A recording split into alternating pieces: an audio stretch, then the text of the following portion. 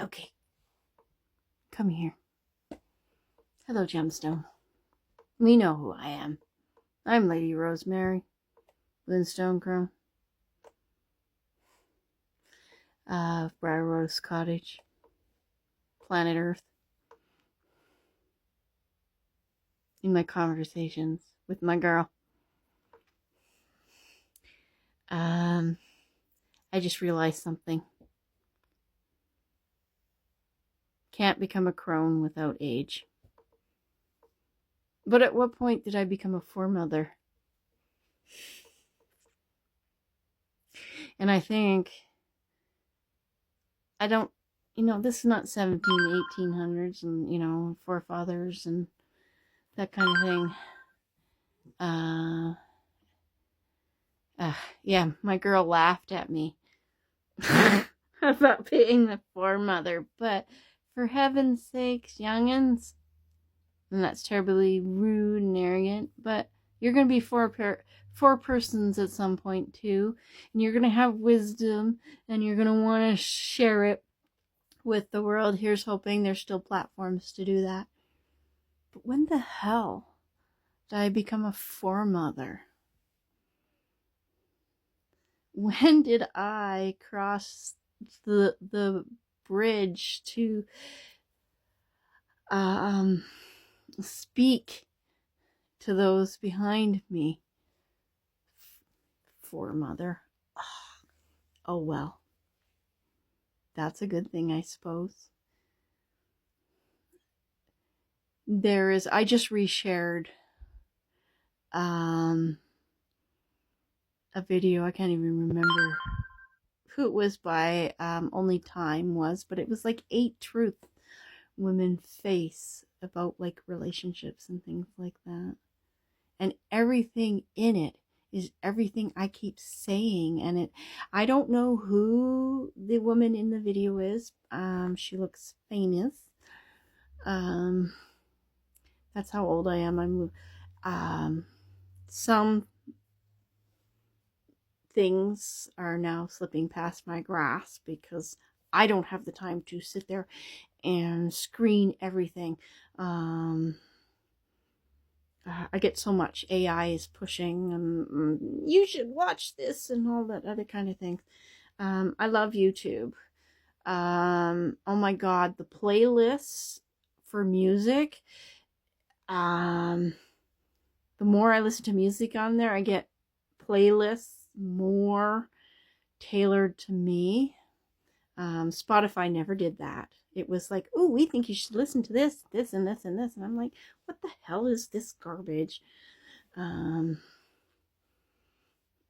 live, breathe, and YouTube is my home. There's just so much freedom on there, even though they're tightening all that, algorithms and things. But I really wish my grandmother had, and speaking of foremothers, my mom's mom, and possibly even my dad's mom. I never got to meet her at all. One sister I asked about her because I want to know what kind of a person she was, said she was nice. That tells me nothing.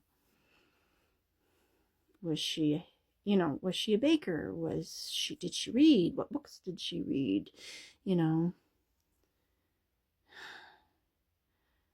But I would have definitely liked to have had a conversations now with my maternal grandmother about things. The woman would be 100 years old now, but I would absolutely love to have conversations with her and not just run on intuition.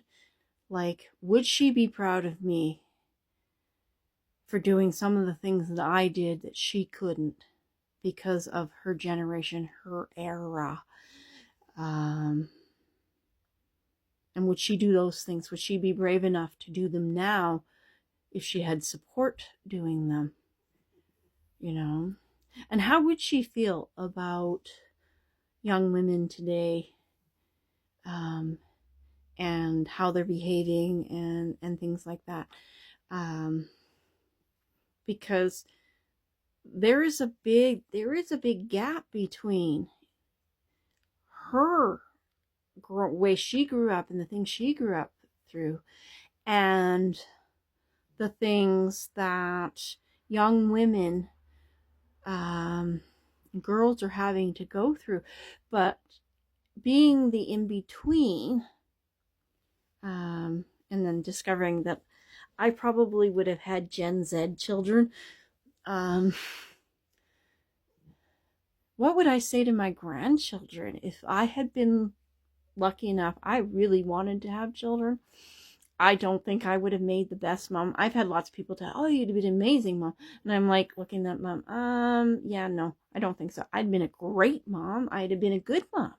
I'd have been definitely more loving and supportive, like my grandmother was, than my mom.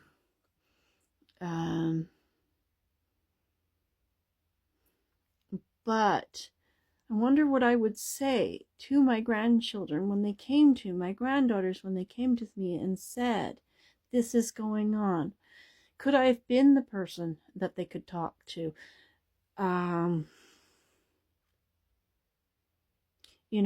Would I be saying to them now?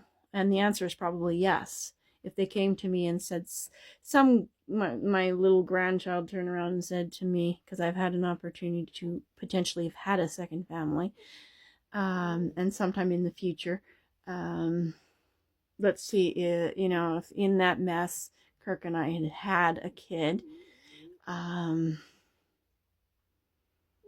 what we'll be, say, in 2015. If we'd had a daughter, she'd be 11 years old. And she came to me and said, some guy did this to her. I don't think I could stop myself at this point and not lose my shit. If some teacher talked down to her, or if male or female, I don't care. If she was mistreated, I think my daughters that I would have raised with my first husband, there would have been a strength there, but I was still in my definitely in my doormat, and this is your husband, you Tammy Wynette, stand by your man, sort of thing that I grew up thinking this is what a wife should be, would notice a difference in their mother with their youngest sisters. I think I would have stood on the grounds with my boys, and I think I would have, I'm just more mentally prepared to deal with boys. But I think with my daughters, they would see a difference with these younger women, because as I'm getting older and I've crossed over into the crone stage of my life, there's this line, and you just don't cross it. You have hurt my daughter, and they say beware the dad. And like Kirk was a hunter, and he traditional, I'm going to, if you're a boy and you've hurt his daughter, he was going to, and I'd be putting up the hand, no, they should not be afraid of you, dude. I was always kind of going to be the mom that was, be afraid of me. Be very afraid of me. You mistreat my children, and you will pay. Now, like I said, younger, and maybe even up until recently, now that I'm finding my voice, I might have backed off. I might have, because I didn't stand up for myself when the ex-boyfriend's mother was yakking off about fibro being a fake illness. I didn't. I kind of, she helped destroy the relationship he and I had. He was too much like her. But right here, right now, if I found out somebody mistreated my daughter, I think you should run. Run like hell. So much for kindness.